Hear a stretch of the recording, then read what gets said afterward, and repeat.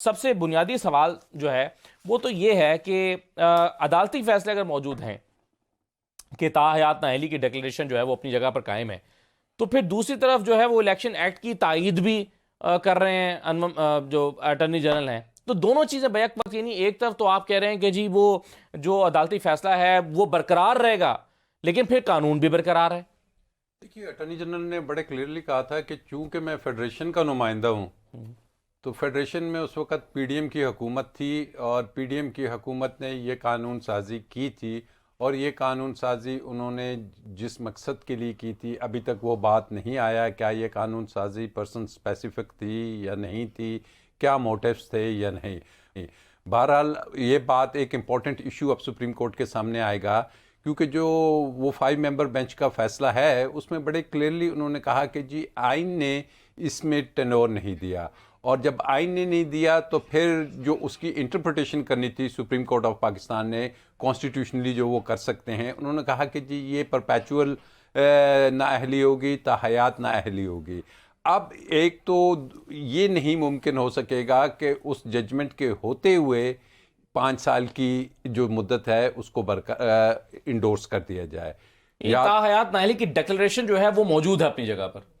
देखिए, वो डिक्लेरेशन जो सी है वो अपनी जगह पे रहेगी। वो जो डिक्लेरेशन है वो आइन के आर्टिकल 62(1)(f) के तहत है, जिसमें लिखा हुआ है subject to declaration from a competent court of law. अब ये जो आइन के अल्फाज है ना, इस पे आज बहुत से रिमार्क्स आ रहे हैं कि जी ये नहीं होना चाहिए, कायदे आज़म होते तो शायद वो भी क्वालिफाई नहीं करते, क्या वजह है कि एक कातिल जो है कत्ल करके आ जाए। What ever the wisdom of constitution is, वो अदालत का इख्तियार नहीं कि उस विजडम को या उसकी वर्डिंग्स को वो चैलेंज करे। पार्लिमानी करेगी। वो पार्लियामान में भी जो आइन साज पहले ये बना था, और 2/3 जब मेजॉरिटी होगी वो सिर्फ पार्लियामेंट का डोमेन है, चाहे उसका विजडम सही था गलत था। This is what the parliament has to decide with a 2/3 majority. अब रास्ता निकालना है, ठीक है, रास्ता ये निकालना है कि जी ये 5 मेंबर्स की जो जजमेंट आई हुई है इसमें तो परपेचुअल दी हुई है उन्होंने नाअहली। अब क्या ये जो नाअहली है इसको ऑल दो कि lawyers community, supreme court bar और मेजॉरिटी ये समझती है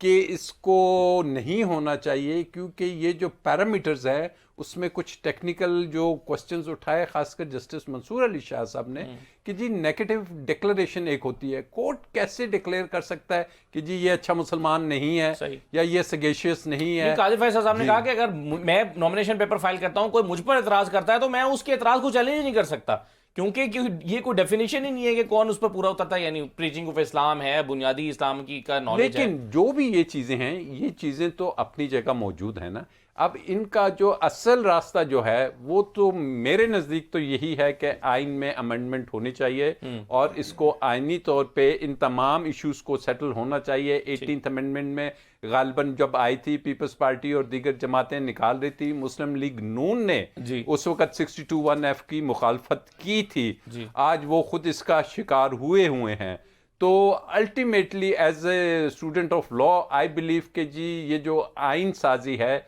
ये टोटली पार्लियामेंट का काम है। लेकिन अब इलेक्शन लड़ने का जो एक आ गया है, इलेक्शन एक्ट 2013 सेक्शन 232 की जो अमेंडमेंट आई है, उसको अगर ये वैलिडेट करते हैं कि जी पार्लियामेंट को ये इख्तियार है, जैसा कि आपने देखा कि पहले केस में किया उन्होंने supreme court rules and procedure वाले केस में, तो उसमें ये होगा कि फिर चूंकि ये भी फैसला आ जाएगा, ठीक है, तो फिर वो इलेक्शंस तो लड़ लेंगे, but ultimately this thing would go to the parliament और पार्लियामेंट ही इसको फैसला